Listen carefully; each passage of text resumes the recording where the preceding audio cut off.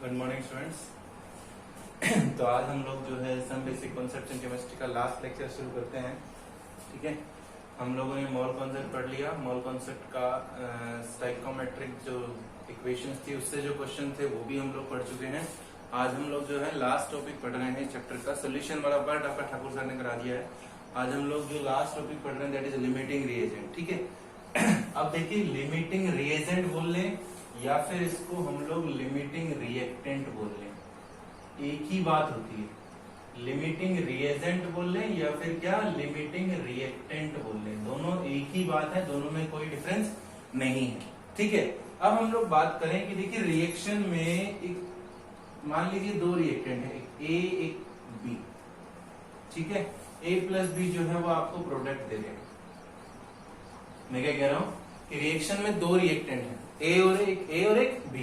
ठीक है, तो इन दोनों में से जो रिएक्शन की लिमिट डिसाइड करेगा, जो रिएक्शन की लिमिट डिसाइड करेगा, विच decides the limit of the reaction, which decides the limit of the reaction, वो आपका लिमिटिंग रिएजेंट कहलाएगा।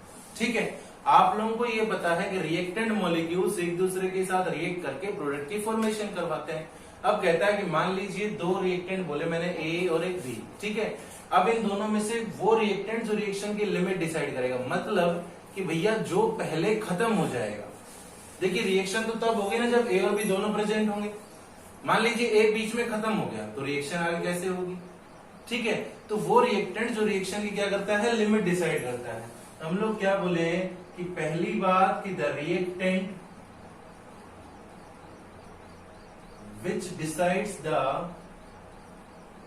कि वो रिएक्टेंट जो डिसाइड कर रहा हो, क्या डिसाइड कर रहा हो, विच decides the limit of the reaction, जो रिएक्शन की क्या डिसाइड कर रहा हो, लिमिट डिसाइड कर रहा हो, इज नॉन एज, उसे क्या बोलेंगे, लिमिटिंग रिएजेंट बोलेंगे। एलआर लिख रहा हूं लिमिटिंग रिएजेंट के लिए। ठीक है, दूसरी बात, या फिर मैं ये बोल लूं कि वो reactant, the reactant which is consumed first, which is consumed first। ठीक है, कि वो रिएक्टेंट जो रिएक्शन में पहले कंज्यूम हो जाएगा। देखिए मैंने बोला क्या ए और बी दो रिएक्टेंट है, इन दोनों में से जो पहले कंज्यूम हो जाएगा, पहले खत्म हो जाएगा, दैट इज क्या, लिमिटिंग रिएक्टेंट या लिमिटिंग रिएजेंट।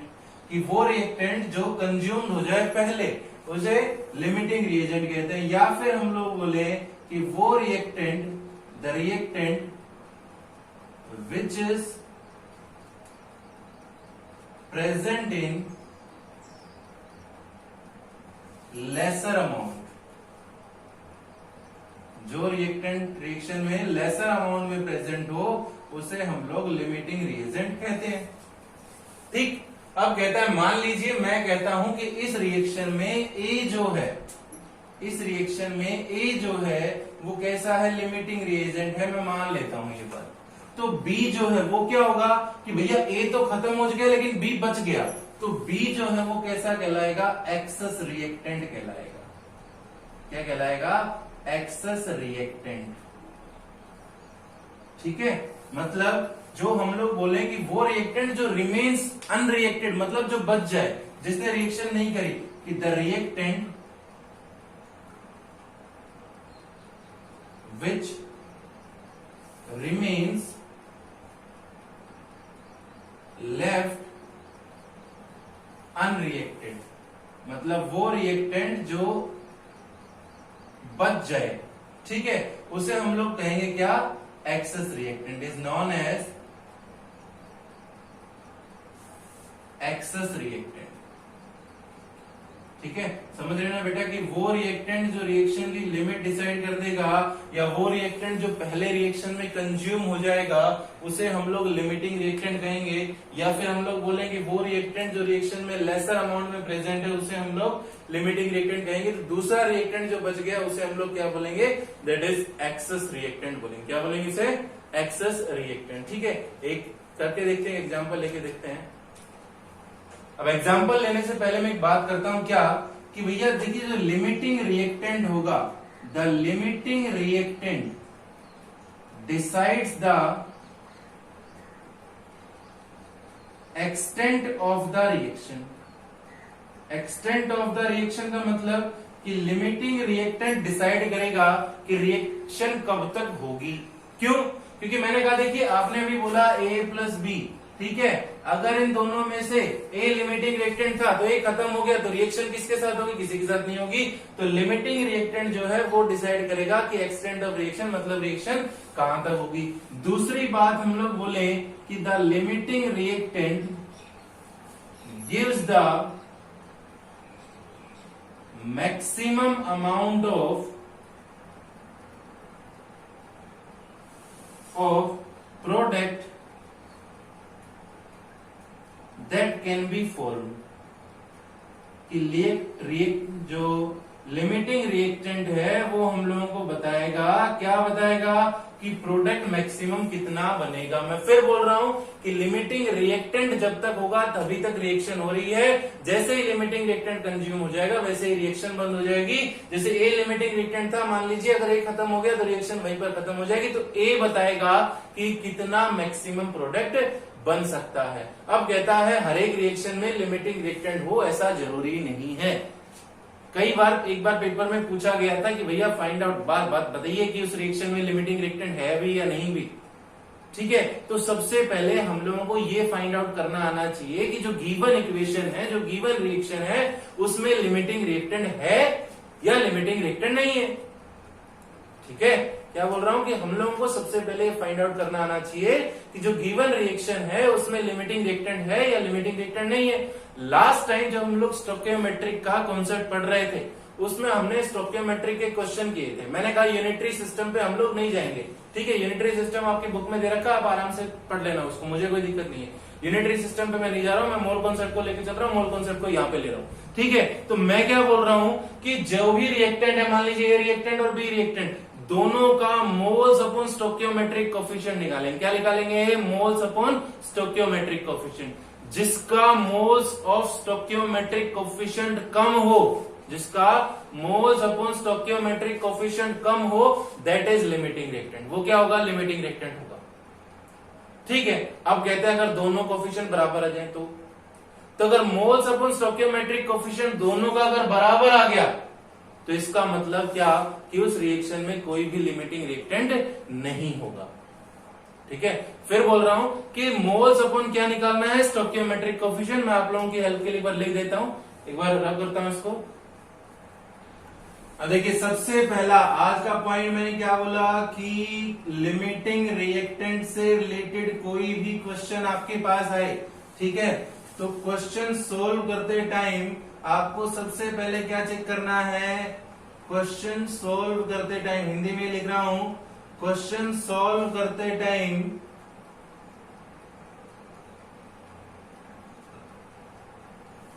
सबसे पहले क्या चेक करना है? लिमिटिंग रिएक्टेंट चेक करना है। क्या चेक करना है? लिमिटिंग रिएक्टेंट चेक करें। ठीक है, क्या चेक करें कि लिमिटिंग रिएक्टेंट है भी या नहीं भी। अगर लिमिटिंग रिएक्टेंट है तो बाकी बात तो इनकी बाद में शुरू होती है। पहले हम लोग ये चेक करेंगे क्वेश्चन सॉल्व करते टाइम सबसे पहले कि लिमिटिंग रिएक्टेंट है या लिमिटिंग रिएक्टेंट नहीं है। अब कहता है to find the limiting reactant. Limiting reactant find out करने के लिए क्या करना पड़ेगा? अब ये बात यहां पर सबसे ज्यादा आती है कि to find the limiting reactant क्या करना पड़ेगा? Find the value of L. किसकी वैल्यू फाइंड आउट करनी पड़ेगी?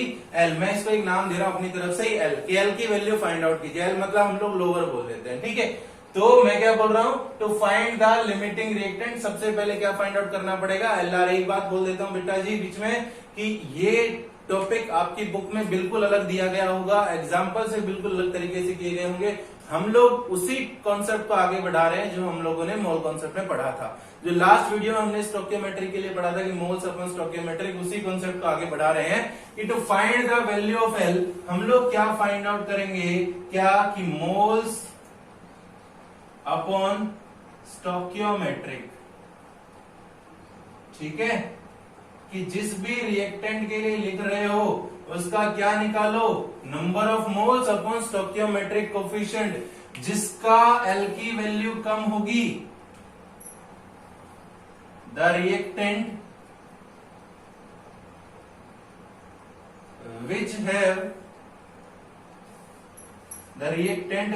have lower value of L, जिसकी L की वैल्यू कम होगी। अगर आप L याद ना करना चाहो तो जिसकी मोल्स अपॉन स्टोइकियोमेट्रिक कोफिशिएंट की वैल्यू कम होगी, इस क्या होगा वो लिमिटिंग रिएक्टेंट। ठीक, अगर मैं कहूं अगर मोल्स अपॉन स्टोइकियोमेट्रिक कोफिशिएंट की वैल्यू बराबर आती है, क्या आती है, बराबर आती है,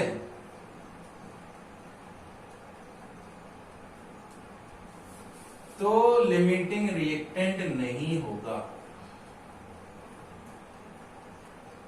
ठीक है, अगर दोनों के मोल्स अपॉन स्टोइकियोमेट्रिक कोफिशिएंट की वैल्यू अलग अलग आती है तो वहां पर लिमिटिंग रिएक्टेंट होगा, और जिसकी वैल्यू कम होगी वो लिमिटिंग रिएक्टेंट, जिसकी वैल्यू ज्यादा होगी वो एक्सेस रिएक्टेंट। दो रिएक्टेंट बताए थे, एक लिमिटिंग रिएक्टेंट और एक एक्सेस रिएक्टेंट। जिसकी मोल्स अपॉन स्टोइकियोमेट्रिक कोफिशिएंट की वैल्यू कम वो लिमिटिंग रिएक्टेंट, जिसकी मोल्स अपॉन स्टोइकियोमेट्रिक कोफिशिएंट की वैल्यू ज्यादा वो एक्सेस रिएक्टेंट। और अगर मोल्स अपॉन स्टोइकियोमेट्रिक कोफिशिएंट की वैल्यू बराबर आती है तो इसका मतलब वहां पर लिमिटिंग रिएक्टेंट नहीं होगा। मैं एक एग्जांपल लेता हूं यहां पर। सबसे पहले बहुत ही इजी एग्जांपल है, क्या कि भैया a प्लस B2, इस इक्वेशन को बड़े आराम से समझेंगे। a प्लस B2, हर एक क्वेश्चन को इस तरह से देख के हम लोग नहीं बता पाएंगे। ठीक है, एक आसान सी है, a plus B2 changing into क्या, AB2, a plus B2 changing into क्या, AB2। ठीक है, ओके। यहां पर अब क्या लिख सकता हूं कि a जो है वो कितना मोल ऑफ एटम्स है, 1 मोल ऑफ एटम्स है। ठीक है, ओके। यहां पर क्या बोल सकता हूं, 1 मोल ऑफ B2 क्या है, मॉलिक्यूल है। ओके, और उससे 1 मोल ऑफ क्या बन रहा है, AB2 बन रहा है भाई। ठीक है, यहां पर इस इक्वेशन को देख के ही बोल सकते हैं, क्यों, क्योंकि स्टोइकियोमेट्रिक कोफिशिएंट कितना, 1, इसका कितना 1, इसका कितना 1। तो अगर एक मोल एटम ए का ले रहे हो, एक मोल मॉलिक्यूल B2 का ले रहे हो, तो वो आपको 1 मोल AB2 दे रहा है। ठीक है, अब पहला क्वेश्चन लिया गया क्या कि भैया 300 atoms of A plus 200 molecules of B। पहला क्वेश्चन क्या दिया गया, 300 atoms of A plus 200 molecules of B। अब देखिए, 1 मोल एटम का A का है तो B के कितने मोल है, B एक ही है। अगर इसके 5 होंगे तो इसके भी कितने होंगे, 5 होंगे। अगर इसके 300 है तो इसके भी कितने होने चाहिए, 300 होने चाहिए। ठीक है ना भाई, देखो A का 1 मोल तो B का भी 1 मोल, A के 5 मोल तो B के भी 5 मोल, A के 10 मोल तो B के भी 10 मोल। मान लीजिए बोलते 300 एटम है के, तो B के भी कितने होने चाहिए, 300 होने चाहिए। या फिर B के 200 है तो A के कितने होने चाहिए, 200 ही होने चाहिए। तो कौन ज्यादा हुआ, ढंग से देखिए, अगर 300 एटम A के हैं तो B के कितने होने चाहिए, 300 ही होने चाहिए। मतलब B कम है तो B वहां पर क्या हुआ, लिमिटिंग रिएक्टेंट हुआ। ठीक है, क्योंकि 200 मॉलिक्यूल जो है वो 200 एटम ऑफ A के साथ रिएक्शन करने के बाद खत्म हो जाएंगे। 200 मॉलिक्यूल B2 के 200 एटम A के साथ रिएक्शन करने के बाद क्या हो जाएंगे, खत्म हो जाएंगे। ठीक है, तो B क्या हुआ, लिमिटिंग रिएक्टेंट हुआ। A क्या हुआ, A जो है वो एक्सेस रिएक्टेंट हुआ। A क्या हुआ, एक्सेस रिएक्टेंट। सेकेंड एग्जांपल देखते हैं इसी में कि 2 मोल ऑफ A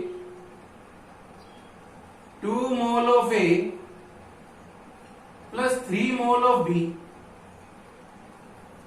अभी मैं बोल रहा था कि ढंग से देखना, 1 मोल एक का है तो 1 मोल B का है। अगर 2 मोल एक के हो तो B के कितने होने चाहिए, 2 मोल होने चाहिए। ज्यादा कौन हुआ, B ज्यादा हुआ। ठीक है, 2 मोल एक के हैं तो B के भी कितने होने चाहिए, 2 मोल। तो B ज्यादा है, B ज्यादा है तो मतलब B एक्सेस रिएक्टेंट हो गया। जो बच जाए वो एक्सेस रिएक्टेंट, रिएक्शन करने के बाद ये क्या हो गया, लिमिटिंग रिएक्टेंट। ठीक है, ओके। अब मैं कहूं तीसरा एग्जांपल में लेता हूं क्या कि 100 एटम्स ऑफ A और 100 मॉलिक्यूल ऑफ मॉलिक्यूल ऑफ किसके, बी के, ठीक है। ओके, अगर एक एटम ए का, एक बी का, एक मॉलिक्यूल बी का, तो 100 एटम ए के, 100 इसके, सेम है भैया, सेम है ना, 100 इसके, तो इसके भी 100 ही होंगे ना। तो यहां पर इस रिएक्शन में कोई भी लिमिटिंग रिएक्टेंट नहीं होगा, नो लिमिटिंग रिएक्टेंट, इसमें कोई भी लिमिटिंग रिएक्टेंट नहीं होगा, ठीक है। मैं आपके लिए 2 एग्जांपल लिख रहा हूं साथ में, यहां पर क्या किया दिया गया,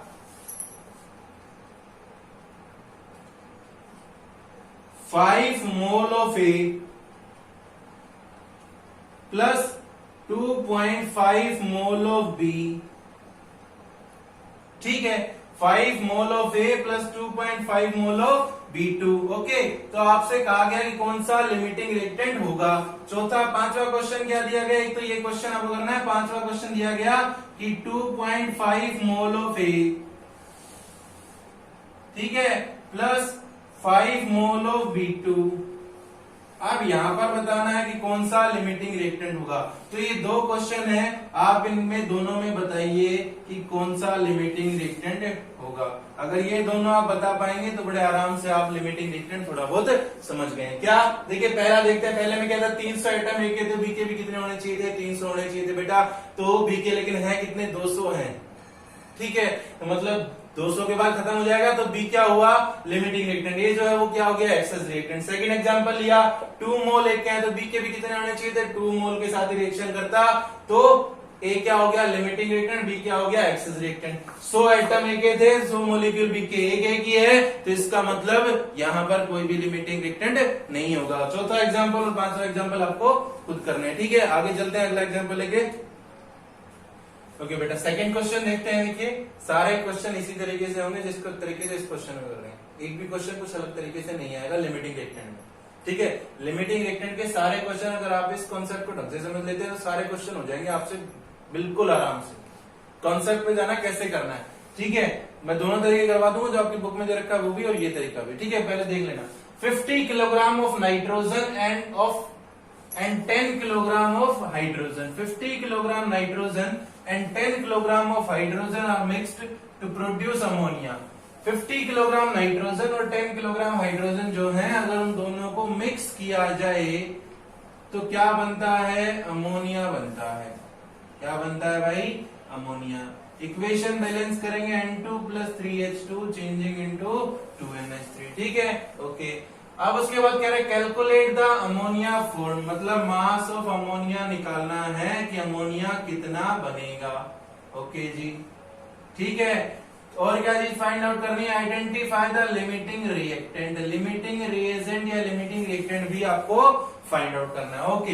इस क्वेश्चन को देख के मैं क्या चीज लिख सकता हूं कि भैया 1 मोल नाइट्रोजन का तो 3 मोल हाइड्रोजन के, ठीक है। अब यहाँ पर वो पुराना कॉन्सेप्ट मत लगा देना, वो सब तब लगेगा जब स्टोइकियोमेट्रिक कोएफिशिएंट दोनों का बराबर हो। यहाँ पर दोनों का स्टोइकियोमेट्रिक कोएफिशिएंट अलग अलग है। मेरी बात सिर्फ सुनना कि यहाँ पर वो कॉन्सेप्ट मत लगा देना कि इसका 1 मोल, इसका 2 मोल, 3 मोल, तो नाइट्रोजन सीधा सीधा लिमिटिंग रिएक्टेंट। हर एक क्वेश्चन को ऐसे नहीं बता पाओगे आप लोग। तो मैंने जो बोला क्या कि आप लोग क्या फाइंड आउट करें, find the value of L. थोड़ा नीचे लिख रहा हूं क्योंकि दूसरा तरीका भी करवाना है।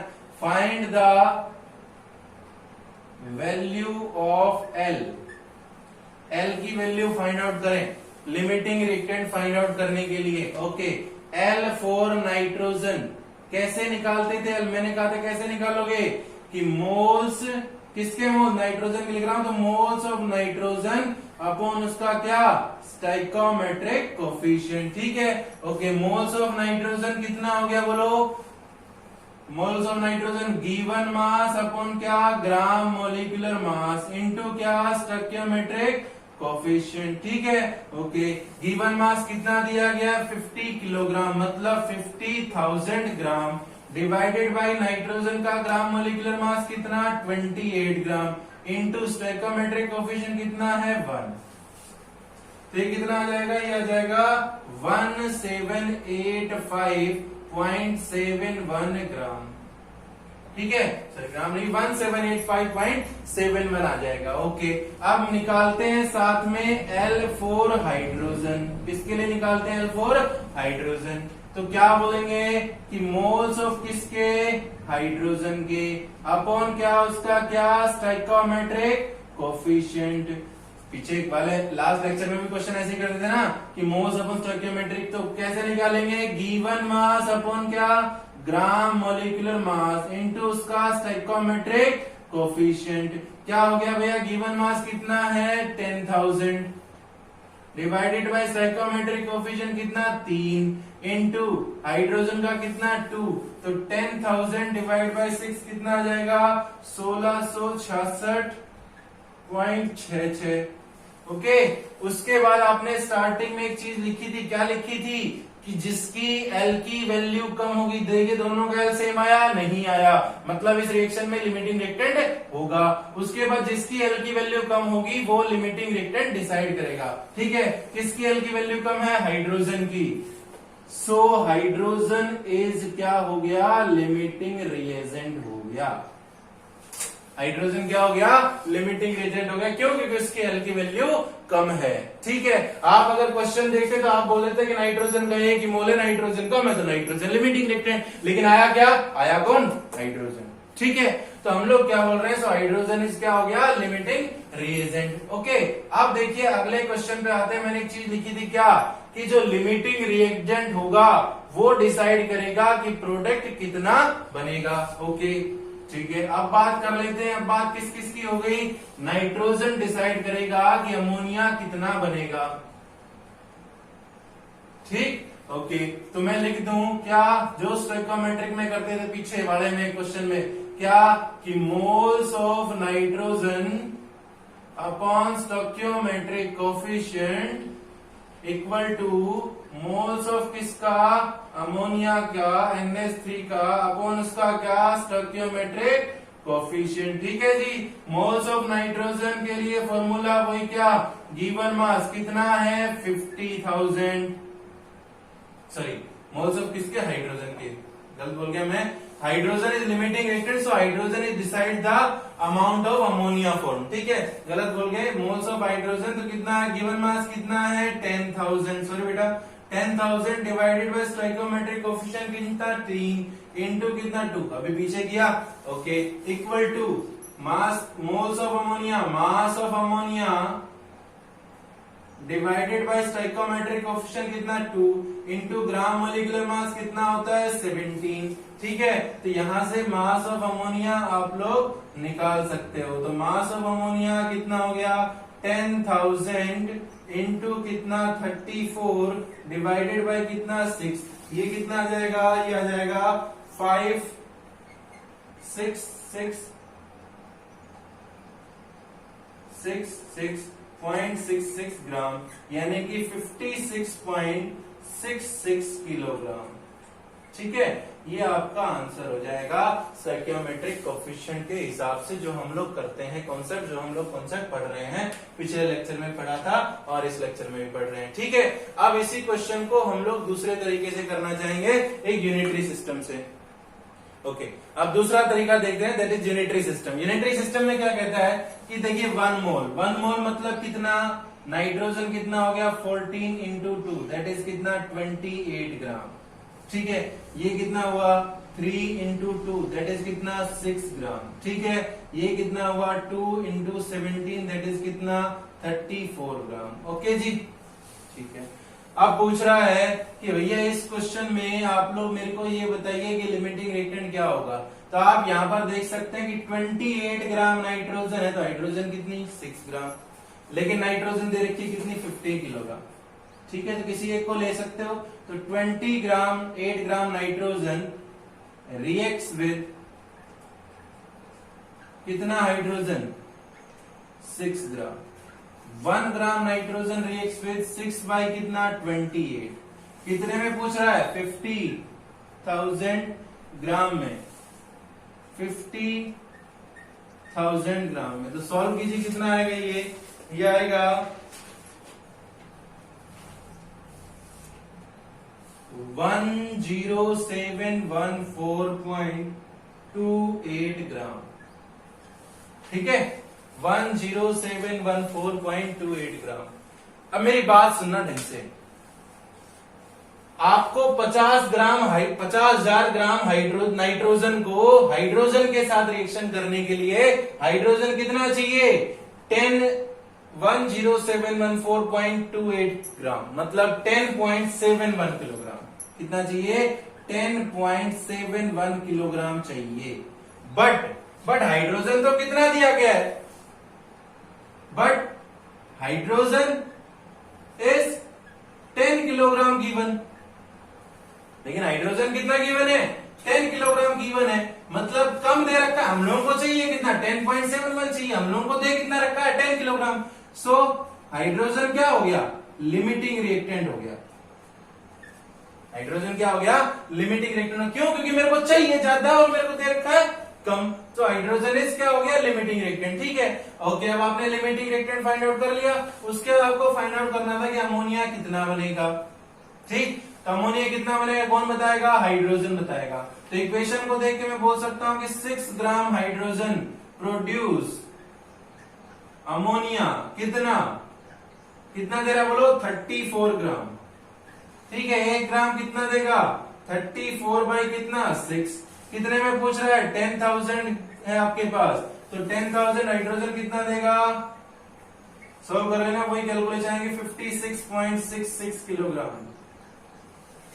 ठीक, तो दोनों तरीके से कर दिया, जिस तरीके से आपको सुटेबल लगे आप उस तरीके से कर लेना। यूनिटरी सिस्टम सही लगता है यूनिटरी सिस्टम से करें, उस सिस्टम से सही लगता है तो उस सिस्टम से करें। ये नहीं कि मैंने एक ही तरीका कराया, मैंने आपको दोनों तरीके करा दिया। आपको जिससे अच्छा लगे, जिससे आप इजीली फाइंड आउट कर पाए, वो उस तरीके से आप लोग करें। ठीक है, लिमिटिंग रिएक्टेंट यहाँ पर देखिए कि आपने पहले मोल लिखने हैं, मोल लिखने के बाद उसका ग्राम मोलिकुलर मास या वॉल्यूम जो है, तो मोल लिखने के बाद नाइट्रोजन N2, तो 14 into 2 कितना हुआ? 2। एक हाइड्रोजन का होता है 2, 3 दे रखा था, 3 into 2 कितना? 6। नाइट्रोजन अमोनिया कितना था? 17 ग्राम, 2 मोल दिया गया, कितना हो गया? 34 ग्राम। तो इस इक्वेशन को देख के बोल सकता हूँ 20 ग्राम नाइट्रोजन 6 ग्राम हाइड्रोजन के साथ रिएक्शन करती है, तो 50,000 के साथ, क्योंकि 50,000 दे रखा था। ठीक है, ओके। अगला क्वेश्चन देखते हैं, सेकेंड क्वेश्चन देखते हैं बेटा कि 3 ग्राम हाइड्रोजन जो है वो रिएक्ट करती है 29 ग्राम ऑक्सीजन के साथ to form H2O, which is limiting reagent. Limiting reagent क्या होगा? Calculate the maximum amount of H2O that can be formed and calculate amount of reactant left unreacted. देखिए ऊपर वाली दोनों चीजें हमने पीछे वाले क्वेश्चन में फाइंड आउट करी थी, एक बार दोबारा से यहाँ पे फाइंड आउट कर लेंगे। यहाँ पे एक तीसरी चीज पूछ ली गई कि रिएक्टेंट कितना बच जाएगा बाद में, मतलब एक एक्सेस रिएक्टेंट है ना, तो एक्सेस रिएक्टेंट कितना बच जाएगा उसके लिए पूछ रहा है। चलिए सॉल्यूशन करते हैं इस क्वेश्चन का।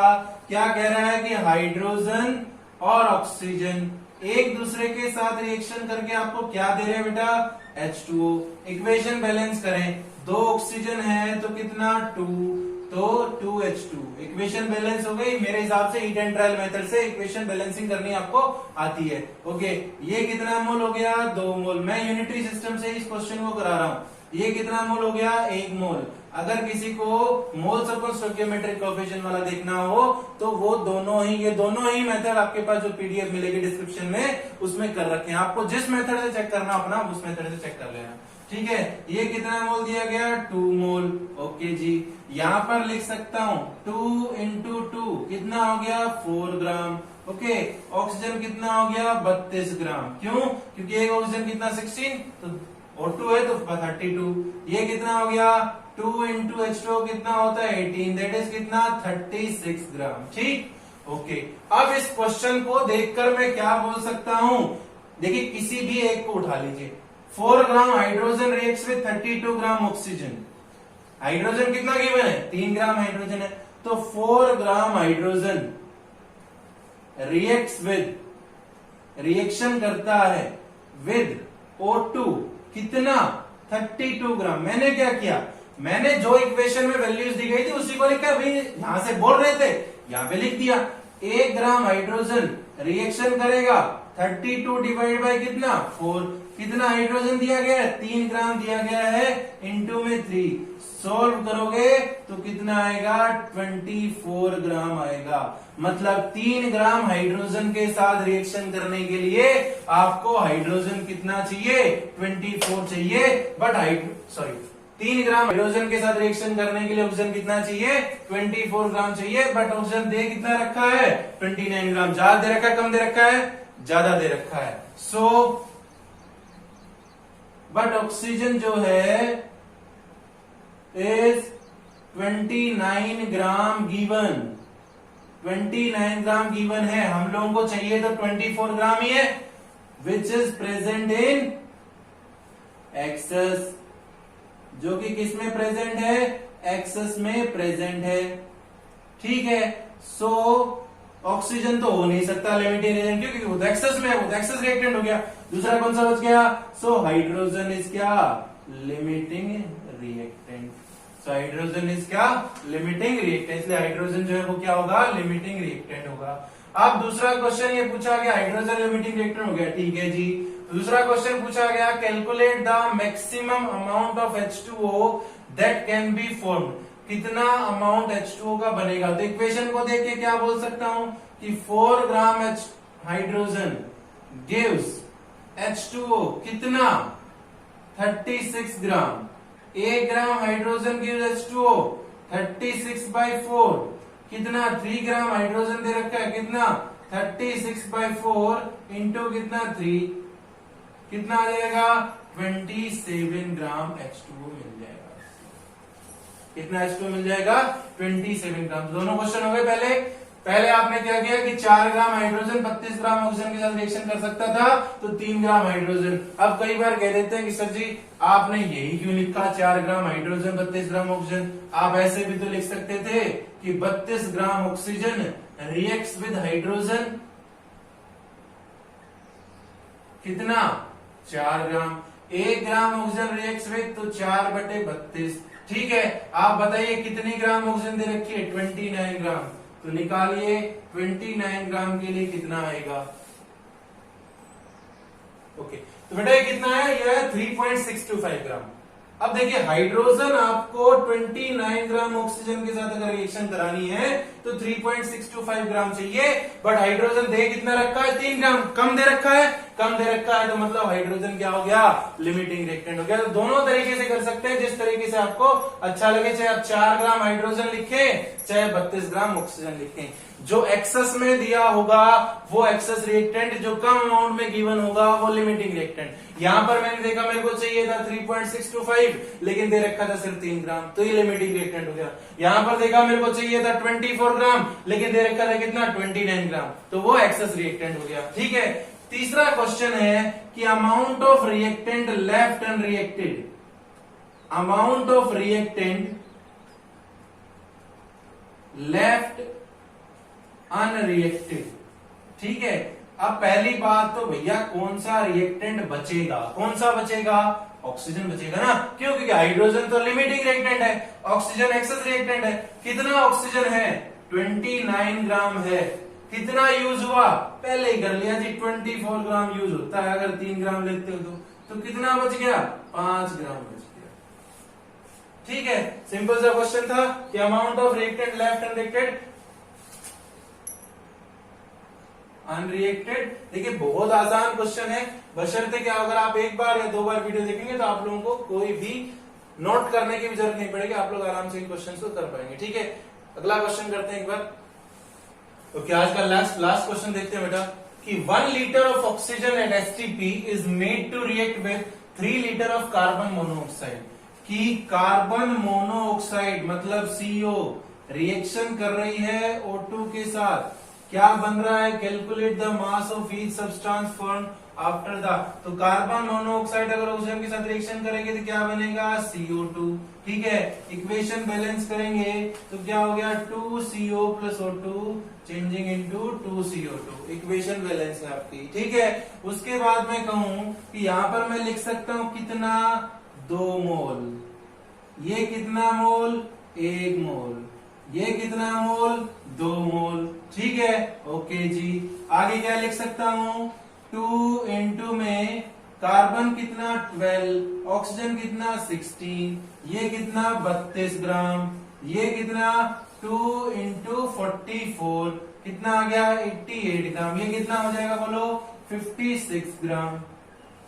ठीक है, दूसरा क्या लिख सकता हूं कि यहां पर 1 मोल जो है आपको पता है एसटीपी पर, सब चीज एसटीपी पर है, 1 मोल बराबर होता है एसटीपी पर 22.4 के, तो 2 मोल कितना हो गया 44.8 लीटर के।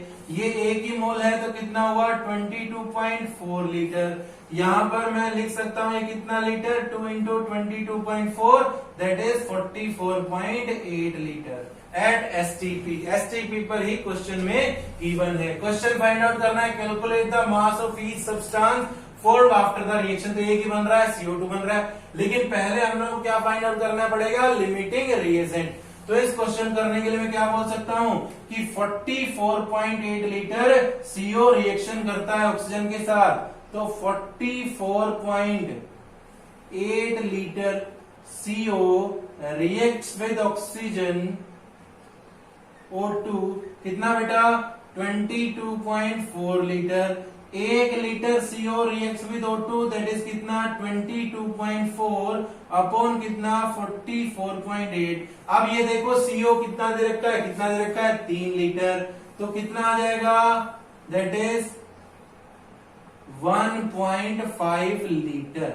कि भैया अगर आप लोगों को 3 लीटर CO की ऑक्सीजन के साथ रिएक्शन करनी है तो आप लोगों को 1.5 लीटर ऑक्सीजन चाहिए, लेकिन ऑक्सीजन गिवन कितनी है 1 लीटर। तो ऑक्सीजन क्या हुआ बता, कम दे रखी है ज्यादा दे रखी है? ऑक्सीजन हमें जितनी चाहिए उससे कम है ज्यादा है? कम है। So oxygen but O2 is 1 litre given, ठीक है, जो कि किस में है which is present in less amount, जो कि लेस अमाउंट में प्रेजेंट है, which is present in less amount, ठीक है। सो ऑक्सीजन इज क्या हो गया लिमिटिंग रिएक्टेंट हो गया। सो ऑक्सीजन क्या हो गया लिमिटिंग रिएक्टेंट हो गया। क्यों? क्योंकि भैया मेरे को 1.5 लीटर चाहिए थी, मेरे को 1 ही लीटर दे रखी है। अब कहता है ऑक्सीजन, आपको CO2 का अमाउंट निकालना है, डिसाइड कौन करेगा ऑक्सीजन, लिमिटिंग रिएक्टेंट जो होगा। तो ऑक्सीजन को देख के मैं बात बोल सकता हूं क्या कि 22.4 लीटर ऑक्सीजन गिव्स CO2।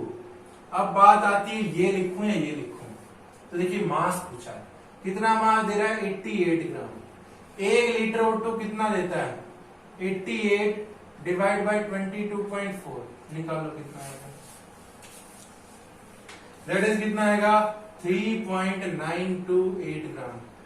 हो गया आपका क्वेश्चन, ठीक है। ओके, तो देखिए mole some basic concepts in chemistry के जो भी टॉपिक्स थे आपके, दैट इज हम लोग बात करें मैटर के क्लासिफिकेशन की, दैट इज बात करें सिग्निफिकेंट फिगर की, दैट इज बात करें लॉज ऑफ केमिकल कॉम्बिनेशन की, हम लोग बात करें एवोगाड्रोस लॉ, एवोगाड्रो हाइपोथेसिस की, मोल कॉन्सेप्ट की, हम लोग बात करें इंपेरिकल एंड मॉलिक्यूलर फार्मूला की, हम लोग बात करें स्टोइकोमेट्रिक इक्वेशंस की, हम लोग बात करें सॉल्यूशन वाले पार्ट की, तो और लिमिटिंग रिएजेंट की। तो सारे टॉपिक्स आप लोगों के हो चुके हैं। अब आप लोग अपने टेस्ट के लिए प्रिपरेशन करें, ठीक है, जो कि टेस्ट आपको परसों है, तो टेस्ट के लिए प्रिपेयर करें, उसके बाद देखते हैं क्या होता है। ओके, तो मेरे हिसाब से सभी टॉपिक्स आपके खत्म हो चुके हैं। अगर फिर भी अगर आपको कहीं पे कोई डाउट लगता हो तो आप लोग मेरे से पूछ सकते हैं, ठीक। ओके, मिलेंगे नेक्स्ट वीडियो में नेक्स्ट चैप्टर के साथ।